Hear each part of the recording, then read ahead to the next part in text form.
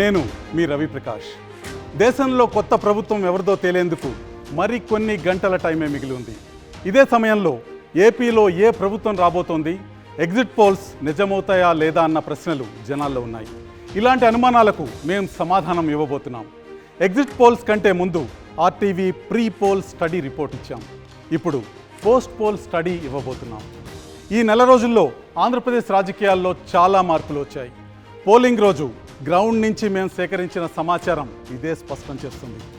దాదాపు 30కి పైగా సీట్లలో మార్పు క్లియర్గా కనిపించింది. గేమ్ చేంజర్గా మారిన ఆ సీట్లు ఏంటో మీకు చెప్పే ముందు రేపు రాబోయే ఎలక్షన్ రిజల్ట్స్ అందరికంటే ముందు ఆర్టీవీ లైవ్ యాప్లో అందుబాటులో ఉంటాయనే విషయం అర్థం చేసుకోండి. ఆండ్రాయిడ్, ఐఓఎస్లో మా యాప్ డౌన్లోడ్ చేసుకోండి. రిజల్ట్స్ అందరికంటే ముందు మీరు చూడండి.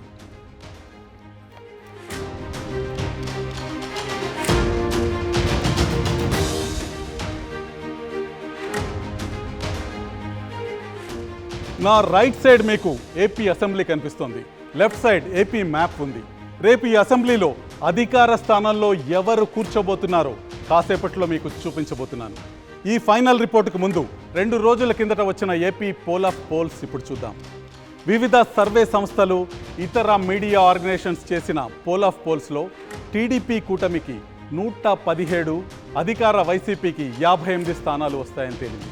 వివిధ జాతీయ, రాష్ట్ర సర్వే సంస్థలు ఇచ్చిన ఎగ్జిట్ పోల్స్ని యావరేజ్ చేసి చూపిస్తున్న నెంబర్లు ఇవి. పోలింగ్కి ముందు మా ఆర్టీవీ స్టడీలో ఇచ్చిన అంచనాకి చాలా దగ్గరగా పోల్ ఆఫ్ పోల్స్ కనిపించాయి. మరి పోలింగ్ రోజు ఏం మారింది? మా పోస్ట్ పోల్ స్టడీలో ఏం తేలింది? ఏ స్థానాల్లో ఫలితాలు తారుమారవుతాయో ఇప్పుడు చూద్దాం. ఒకసారి ఆర్టీవీ ప్రీ పోల్ స్టడీ చూద్దాం. ఎన్నికల ముందు ఆర్టీవీ నిర్వహించిన స్టడీలో మొత్తం 175 అసెంబ్లీ నియోజకవర్గాల్లో టీడీపీకి 95, జనసేనకు 13, బీజేపీకి 3 సీట్లు వస్తాయని తేలింది.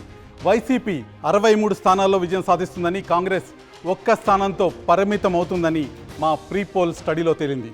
ప్రీ పోల్ స్టడీ నెంబర్లు ఇక్కడ ఉన్నాయి.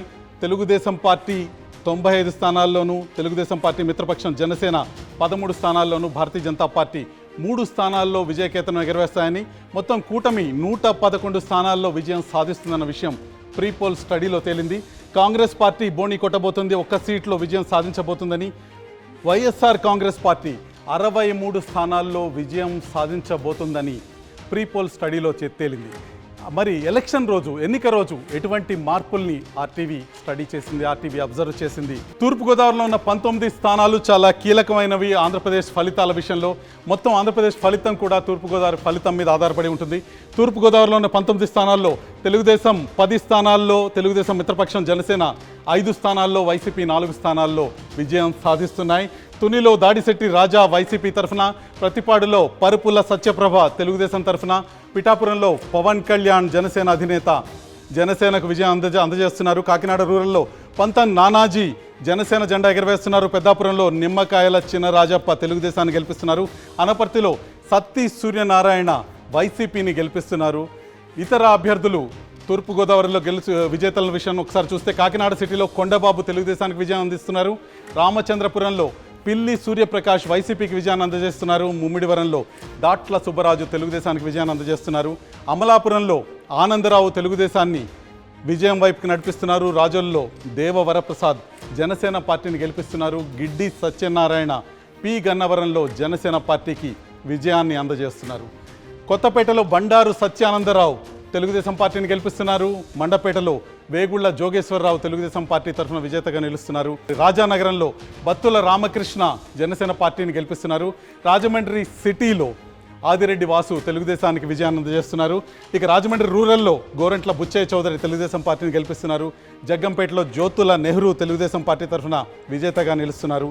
రంపచోడవరంలో నాగులపల్లి ధనలక్ష్మి విజయాన్ని అందుకుంటున్నారు. వైసీపీ పార్టీ విజయ కేతనాన్ని ఎగరవేస్తున్నారు. ఇది తూర్పు గోదావరి జిల్లా ముఖ చిత్రం.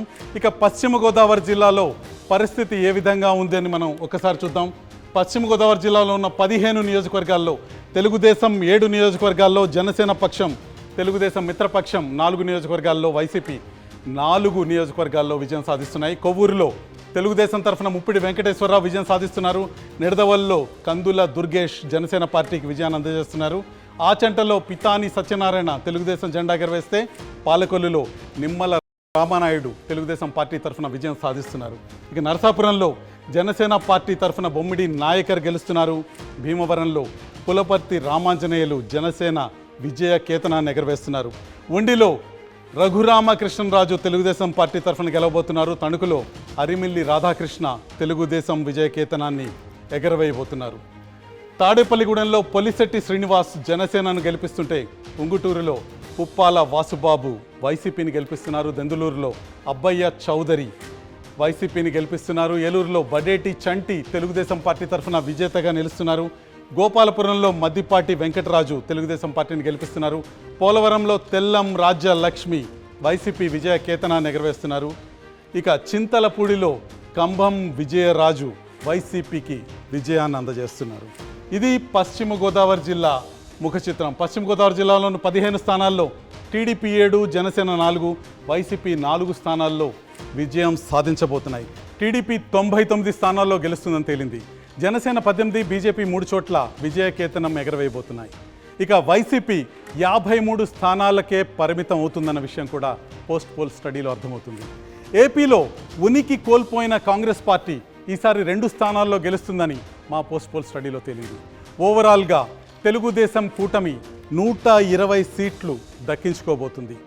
ఇక్కడ జగన్మోహన్ రెడ్డి ఉన్నారు, వైసీపీ అధినేత, ఆంధ్రప్రదేశ్ రాష్ట్ర ముఖ్యమంత్రి. ఆయన 53 సీట్లు గెలుచుకోబోతున్నారు ఆంధ్రప్రదేశ్లో. ఇప్పుడు జరుగుతున్న ఎన్నికల్లో తెలుస్తుంది. ఇటువైపు చంద్రబాబు నాయుడు కూటమి సభ్యులు ఉన్నారు, వారు 120 సీట్లలో విజయం సాధించబోతున్నారన్న విషయం అర్థమవుతుంది. చంద్రబాబు నాయుడు కూటమి 120 స్థానాల్లో విజయం సాధించబోతుండగా కాంగ్రెస్ పార్టీ తరఫున షర్మిల అధ్యక్షురాలుగా కాంగ్రెస్ పార్టీ ఖాతా తెరవబోతుంది. 2 స్థానాల్లో కాంగ్రెస్ పార్టీ 2 అసెంబ్లీ సెగ్మెంట్లలో విజయం సాధించబోతుందని మా పోస్ట్ పోల్ స్టడీ తెలియజేస్తుంది.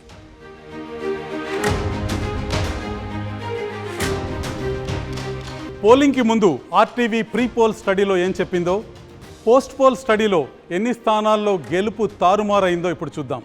ప్రీ పోల్ స్టడీలో టీడీపీ 95 స్థానాల్లోనూ, జనసేన 13 స్థానాల్లోనూ, బీజేపీ 3 చోట్ల గెలుస్తాయని తేలింది.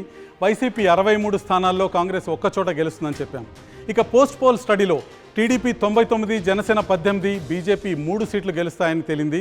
వైసీపీ 53 స్థానాలకు పరిమితం కాగా కాంగ్రెస్ 2 స్థానాల్లో గెలుస్తుందనే విషయం స్పష్టమైంది. అంటే టీడీపీకి 4, జనసేనకి 5, కాంగ్రెస్కు 1 స్థానం పెరిగినట్టు కనిపిస్తుంది. ఇక్కడ పోస్ట్ పోల్ ప్రీ పోల్ స్టడీల మధ్య తేడాని మనం స్పష్టంగా చూడొచ్చు. కూటమి 111 స్థానాల్లో విజయం సాధిస్తుందని మేము ప్రీ పోల్ స్టడీలో చెప్పాము. తెలుగుదేశం పార్టీ 95 స్థానాల్లో గెలుస్తుంది, వైసీపీ 63 స్థానాల్లో గెలుస్తుందని. ఇక్కడ పోస్ట్ పోల్ స్టడీలో ఈ అంకెలు, ఈ సంఖ్యలు కాస్త మారాయి. టీడీపీ 99 స్థానాల్లో గెలుస్తుందని పోస్ట్ పోల్ స్టడీలో తేలగా వైసీపీ బలం 53 స్థానాలకు తగ్గిందని పోస్ట్ పోల్ స్టడీలో తేలింది. కాంగ్రెస్కున్న 1 స్థానం బలం ప్రీ పోల్ స్టడీ నుంచి పోస్ట్ పోల్ స్టడీకి 2 స్థానాలుగా మారింది. జనసేన 13 స్థానాల నుంచి 18 స్థానాలకి విజేతగా మారింది. 18 స్థానాల్లో జనసేన విజయకేతనం ఎగరవేస్తుందని తెలుస్తుంది. మొత్తానికి కూటమి 120 స్థానాలని కైవసం చేసుకుంటుందని మా పోస్ట్ పోల్ స్టడీ సినేరియో 1లో తెలుస్తుంది.